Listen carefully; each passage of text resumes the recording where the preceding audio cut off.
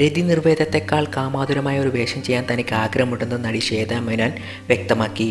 പക്ഷേ അതിൽ വ്യത്യസ്തമായ എന്തെങ്കിലും ഉണ്ടായിരിക്കണമെന്നും ശ്വേത പറഞ്ഞു.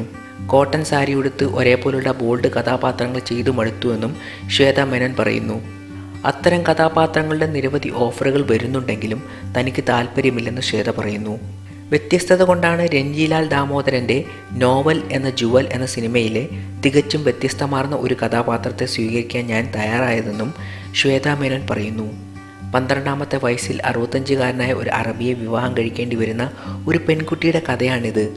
14 വയസ്സാകുമ്പോഴേക്കും ഒരു കുഞ്ഞിൻ്റെ അമ്മയാകേണ്ടി വരുന്നു. പിന്നീട് കുഞ്ഞിൻ്റെയും അമ്മയുടെയും ഒന്നിച്ചുള്ള വളർച്ച, തുടർന്ന് പെൺകുട്ടിയുടെ ഭർത്താവ് മരണപ്പെടുന്നതും പിന്നീട് ആ കുട്ടിയുടെ ജീവിതത്തിൽ ഉണ്ടാകുന്ന സംഭവങ്ങളുമാണ് ചിത്രം പറയുന്നത്. വ്യത്യസ്തമായ ഒരു കഥാപാത്രത്തിനായി തൻ്റെ കഴിവിൻ്റെ പരമാവധി ഉപയോഗിച്ചിട്ടുണ്ടെന്നും ശ്വേത പറയുന്നു.